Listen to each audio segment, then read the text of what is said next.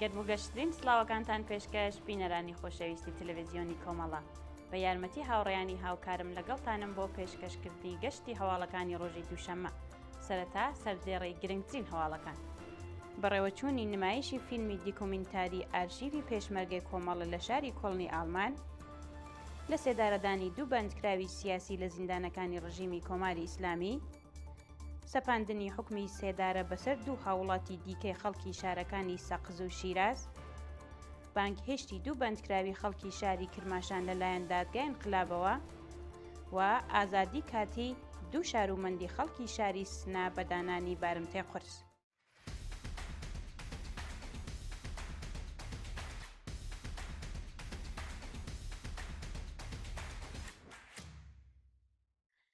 درێژەی هەواڵەکان بەڕێوەچوونی نمایشی فیلمی دیکۆمنتاری ئارشیڤی پێشمەرگەی کۆمەڵە لە شاری کۆڵنی ئاڵمان ڕۆژی شەممە 9 جۆزەردان نمایشی فیلمی دیکۆمنتاری ئارشیڤی پێشمەرگە بە ئامادەبوانی کۆمەڵێک لە چالاکوانان هاوڕێیان و هۆگران لە شاری کۆڵنی ئەڵمانیا بەڕێوەچوو بەپێی ئەو وێنانەی کە بەدەستمان گەیشتوون مەراسمەکە با بەخێرهاتنکردنی میوانەکان لەلایەن هاوڕێ ئەسرین قادریەوە دەستی پێکرد. هاوڕێ ئەسرین وێڕای ئاماژە بە گرنگی ئارژیڤی پێشمەرگە و هەوڵەکانی کاکستار فەتحی بۆ کۆکردنەوەی باسی لە خەبات و فیداکاریەکانی خەڵکی شۆڕشگێڕی کوردستان و کۆمەڵە کرد. لە درێژەی بەرنامەکەدا ئامادەبووان بۆ ڕێزلێنان لە یادی سەرجەم گیانبەخکردووانی ڕێگای ئازادی، یەکسانی و سۆسیالیزم خولەکێک بە پێوە وەستان و چەپڵەیان لێدا. پاشان هاوڕێیان سانان محەممەدی و شاهۆ شەریفی سرودی پەلکیداری شادی گشتیان پێشکەش کرد. دواتر چەند ڤیدۆیەکی شۆرا مکارمی و شارزاد موجاب سازێنەرانی ئەرشیڤی پێشمەرگەی کۆمەڵە بڵاو کراوە. دواتر هاوڕێ ستار فەتحی ئەوێهەنگ سەبارەت بە ڕەوتی پێکهاتنی ئارشیڤەکە و ئامادەکردنی فیلمە دیکۆمنتاریەکە ڕوونکردنەوەیەکی دا و دوا بەدوای ئەوە فیلمی دیکۆمنتاری ئارشیڤی پێشمەرگەی کۆمەڵە نمایش کرا. پاش نمایشی فیلمەکە هاوڕێیان سانان محەممەدی، شاهۆ و شارۆخ شەریفی سرودی ڕێگەی خەباتیان پێشکەش کرد. لە درێژەشدا کۆڕی پرسیار و وەڵام بە ئامادەبوونی هاوڕێ ستار فەتحی و بەڕێوەبردننی کاگوریا بەڕێوەچوو کە بەشداربووان چالاکانە بەشداریان تێدا کرد و لە بەشی کۆتاییدا سرودێک بە بۆنەی ڕێزلێنان لە دایکانی شۆڕش بڵاو کرایەوە و مەراسمەکە بە سپاسگوزاری لە بەشداربووان و پێشوازی لە میوانەکان کۆتایی پێهات.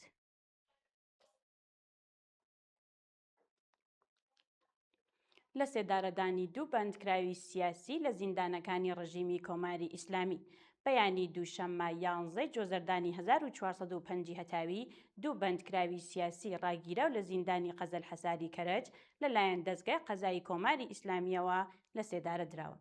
راپۆرتەکان ئاماژە بەوە دەکەن کە ئەو دوو هاوڵاتیە خەڵکی شاری قوڕوە بە ناوەکانی ئەشکان مالکی و مهرداد محەممەدینیە لە ڕەوتی ناڕەزایەتیەکانی مانگی بەفرانباری ساڵی ڕابردوودا لەلایەن هێزەکانی ڕژیمی کۆماری ئیسلامیەوە دەست بەسەر و پاشان لەلایەن لەقی 15 دادگای انقلابی تارانەوە بە سەرۆکایەتی قازی ئەبولقاسم سەڵەواتی حکمی سێدارەیان بەسەردا سەپێنراوە. شایانی باسە کە حکمی سێدارێ ئەو دوو چالاکوانە بەبێ ئاگاداری بنەماڵەکانیان جێبەجێ کراوە و هێشتا تەرمەکانیان ڕادستی بنەماڵەکانیان نەکراوە. سەپاندنی حکمی سێدارە بەسەر دوو هاوڵاتی دیکەی خەڵکی شارەکانی سەقز و شیراز بەپێی راپۆرتی گەیشتوو دوو هاوڵاتی خەڵکی شارەکانی سەقز و شیراز لەلایەن دەستگای قەزایی ڕژیمی کۆماری ئیسلامیەوە حکمی سێدارەیان بەسەردا سەپێنراوە. سەرچاوەکانی هەواڵ ئاماژە بەوە دەکەن کە ئەو دوو شارومەندە بە ناوەکانی بنیامین نەقدی خەڵکی شاری شیراز و ئارمان معریفەتی تەمەن 38 ساڵ و خەڵکی شاری سەقز کە لە ڕەوتی ناڕەزایەتیەکانی مانگی بەفرانباری ساڵی 1404 هەتاویدا دەست بەسەر کراون بە تۆمەتی ئەفساد فیل ئەرز و محاربە حکمی سێدارەیان بەسەردا سەپێنراوە و مەترسی جدی لەسەر گیانیان هەیە. جێگای ئاماژەیە کە چالاکان و ڕێکخراوەکانی مافی مرۆڤ داوایان لە کۆمەڵگای نێودەوڵەتی کردووە کە سەبارەت بە جەنایەتەکانی کۆماری ئیسلامی هەڵوێستیان هەبێت و گوشارێکی زۆرتر بخەنە سەر بەرپرسانی ڕژیم.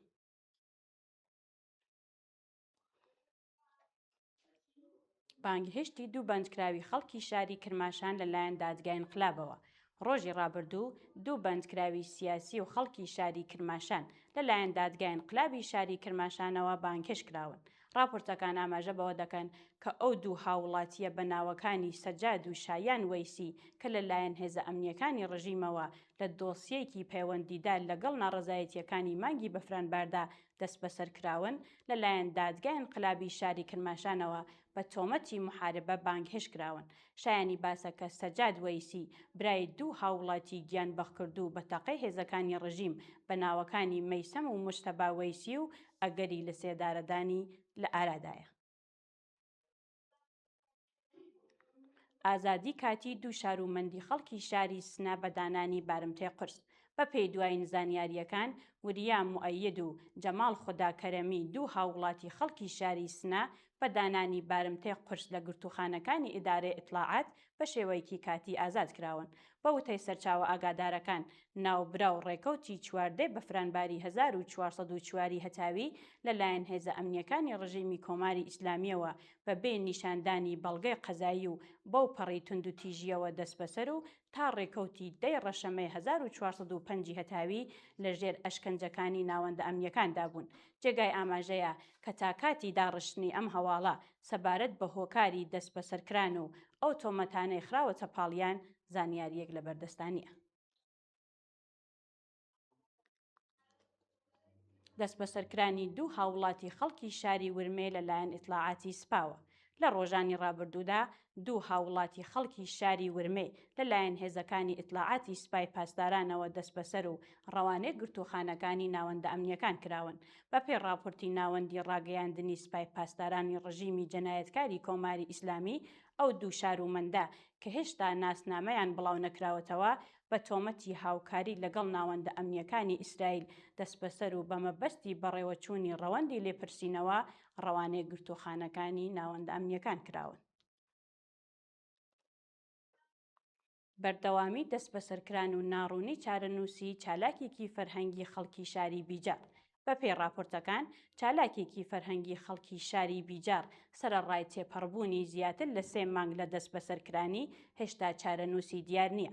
راپۆرتەکان ئاماژە بەوە دەکەن کە ئەو چالاکوانە بە ناوی جەمشید ئێرەوی ڕۆژی سێشەممە 12 ڕەشەمەی 1404 هەتاوی بە هێرشی هێزەکانی ئیدارەی ئیطلاعاتی ڕژیم بۆ سەرماڵەکەی دەست بەسەر و ڕەوانەی گرتوخانەکانی ناوەندەمنیەکان کراوە. شایانی باسا کە سەرەڕای بە دوواداچوونی بنەماڵەکەی لەسەر دۆخی تەندروستی و هۆکاری دەست بەسەرکرانی تا کاتی داڕشتنی ئەم هەواڵە زانیاریەک لە بەردەستانیە و لە مافی دەستڕاگەیشتن بە پارێزەری سربەخۆ پێبەشکراوە. سەپاندنی حکمی 9 ساڵ و 3 مانگ زیندانی تەعزیری بەسەر 3 هاوڵاتی خەڵکی پارێزگای ئیلا. لە ڕۆژانی ڕابردوودا 3 هاوڵاتی خەڵکی دەڕەشەهر سەر بە پارێزگای ئیلام و دانیشتووی شاری کەرەج لەلایەن دەستگای قەزایی کۆماری ئیسلامیەوە سەرجەم حکمی 9 ساڵ و 3 مانگ زیندانی تەعزیریان بەسەردا سەپێنراوە. سەرچاوەکانی هەواڵ ئاماژە بەوە دەکەن کە ئەو 3 شارومەندە بە ناوەکانی محەممەد ئەمین شەمسی، ئەمیر ئۆمەرایی و کامران ئۆمەرایی بە تۆمەتی کۆبوونەوە بە مەبەستی تێکدانی ئەمنیەتی وڵات هەر یەک حکمی 3 ساڵ و 1 مانگ زیندانی تەعزیریان بەسەردا سەپێنراوە و ئێستا لە زیندانی قەزلحەساری کەرەج بەند کراون. چالاکوانانی مافی مرۆڤ ئاماژە بەوە دەکەن کە ئەو 3 هاوڵاتیە لە ڕەوەندێکی نایاسایی و بە بێ دەستڕاگەیشتن بە پارێزەری سربەخۆ ئەو حکومانەیان بەسەردا سەپێنراوە و پێویستە سەبارەت بە تۆمەتەکانیان پێداچوونەوە بکرێت. ناڕزایەتی کرێکارانی لەسەر کاردەرکراوی شرکەتی پویا نەخی ئیلام.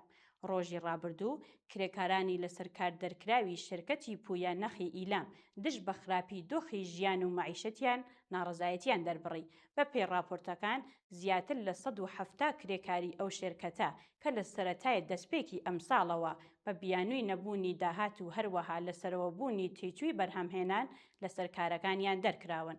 دژ بە خراپی دۆخی ئابووری ژیانیان ناڕزایەتیان دەربڕیوە و خوازیاری گەڕانەوە بۆ سەرکارەکانیان بوون. ئەمە لە کاتێکدایە کە پێشووتر بەرپرسانی ئەو شێرکەتە ئاماژەیان بەوە کردبوو کە کرێکاران دەگەڕێنەوە سەر کارەکانیان و تەنانەت حەقدەستە دواخراوەکانیان پێدەدرێت. هێرشی درۆنی ڕژیمی کۆماری ئیسلامی بۆ سەر حیزبەکانی ڕۆژهەڵاتی کوردستان. ڕۆژی ڕابردوو بنکە و بارەگاکانی حیزبی کۆمەڵی زەحمەتکێشانی کوردستانی ئێران لەلایەن سوپای پاسدارانی ڕژیمەوە بە چەندین درۆنی ئینتحاری بە ئامانج گیراون. بەپێی ئەو وێنانەیە کە بەدەستی ناوەندی هەواڵی کۆمەڵە گەیشتون، بنکە و بارەگاکانی ئەو حیزبە لە ئالانە لەلایەن سوپای پاسدارانەوە بە ئامانج گیراوە، بەڵام تاکاتی داڕشتنی ئەم هەواڵە سەبارەت بە زیانیە گیانیەکان راپۆرتێک بڵاو نەکراوەتەوە. شایانی باسە کە لە سەرەتای دەستپێکی هێرشە هاوبەشەکانی ئەمریکا و ئیسرائیل بۆ سەر پێگەکانی ڕژیمی کۆماری ئیسلامی، پێگەکانی حیزبەکان و هەروەها کەمپی نیشتەجێبوونی ئەندامانی بنەماڵەکانیان لەلایەن کۆماری ئیسلامی و میلیشیاکانیەوە بەدەیان جار هێرش کراوەتە سەریان و بەهۆیەوە چەندین ئەندامی ئەو حیزبانە گیانیان لەدەستاوە یان بە سەختی بریندار بوون. زەوتکردنی داراییەکانی 75 هاوڵاتی لە پارێزگای مەرکەزی. لە ڕۆژانی ڕابردوودا داراییەکانی لانیکەم 75 هاوڵاتی خەڵکی پارێزگای مەرکەزی بە بڕیاری حجەتوڵڵا درودگەر دادستانی دادگای انقلابی عێراق دەستی بەسەرداگیراوە. بە پێی راپۆرتی گەیشتوو ئەو هاوڵاتیانە کە کۆمەڵێکی زۆریان لە وڵاتانی دەرەوە دەژین بە تۆمەتی هاوکاری لەگەڵ ناوەندە ئەمنیەکانی وڵاتانی دژبەر و میدیاکانی دەرەوەی وڵات و هەروەها هەوڵدان بۆ تێکدانی ئەمنیەتی وڵات دەستی بەسەرداگیراوە و بە وتەی سەرۆکی دەزگای قەزایی گشتی کۆماری ئیسلامی ئەگەری هەیە ژمارەیەک لەو هاوڵاتیانە حکمی سێدارەیان بەسەردا بسەپێنرێت. گواستنەوەی تینا دڵجوو بۆ زیندانی لاکانی ڕەشت. ڕۆژی شەممە 9 جۆزەردانی 1405 هەتاوی تینا دڵجوو هاوڵاتی خەڵکی شاری ڕەشت بە مەبەستی تێپەڕاندنی ماوەی بەندکرانەکەی ڕەوانەی زیندانی لاکانی ڕەشکراوە. بەپێی هەواڵی گەیشتوو ئەو چالاکوانە مەدەنیە کە لە ڕەوتی ناڕەزایەتیەکانی مانگی بەفرانباری ساڵی ڕابردوودا لەلایەن هێزە سەرکوتگەرەکانی ڕژیمی کۆماری ئیسلامیەوە دەست بەسەر و بە تۆمەتی تەبلیغ دژ بە ڕژیم حکمی 1 ساڵ زیندانی بەسەردا سەپێنراوە. شایانی باسە کە ناوبراو ماوەیەکی کورتی حکومەکەی بە پابەندی ئەلکترۆنیەوە لە ماڵی خۆی تێپەڕ کردووە و ئێستا بۆ کۆتایی هێنان بەو حکومە کە بەسەریدا سەپێنراوە ڕەوانەی زیندانی لاکانی ڕەشکراوە. مانگرتنی غەزەڵ مەرزبان لە خواردن لە زیندانی ئیڤین. بە پێی دوایین زانیاریەکان غەزەڵ مەرزبان بەندکراوی سیاسی ڕاگیرا و لە زیندانی ئیڤین بە مەبەستی ناڕەزایەتی بەو حکومە کە بەسەریدا سەپێنراوە بۆ ماوەی زیاتر لە 7 ڕۆژە کەمانی بە خواردن گرتووە. بە وتەی سەرچاوەکانی هەواڵ ئەو ژنە ڕێکەوتی 25 بەفرانباری 1404 هەتاوی لەلایەن هێزە ئەمنیەکانی ڕژیمی کۆماری ئیسلامیەوە دەست بەسەر و ڕەوانەیە گرتوخانەکانی ناوەندەمنیەکان کراوە. ناوبراو پاشان لەلایەن دادگای انقلابی ڕژیمەوە بە تۆمەتی تەبلیغ دژ بە ڕژیم و هەوڵدان بۆ تێکدانی ئەمنیەتی وڵات حکمی 9 ساڵ و 8 مانگ زیندانی تەعزیری بەسەردا سەپێنراوە. شایانی باسە کە ئەو ژنە چالاکوانە بەهۆی مانگرتنی لە خواردن دۆخی تەندروستی ناجێگیرە و لە ژێر گوشاری بەرپرسانی زیندانی ئیڤیندایە. دو هەواڵمان سەبارەتە بە کۆبوونەوەی خاننشینکراوانی تەئمین نیجتماعی لە شارە جیاوازەکانی ئێران. ڕۆژی دووشەممە 11 جۆزەردانی 1405 هەتاوی خاننشینکراوانی تەئمین نیجتماعی لە شارەکانی شوش، تاران و ڕەشت دژ بە خراپی دۆخی ژیان و مەعیشەتیان ناڕەزایەتیان دەربڕی.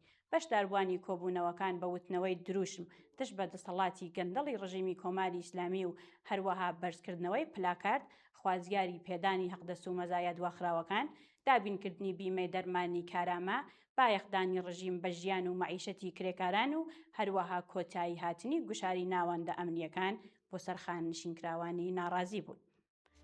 بینەرانی عەزیز و خۆشەویست، هەواڵەکانتان پێشکەش کرا. کات و ساتێکی خۆش بۆ هەموو لایەکتان.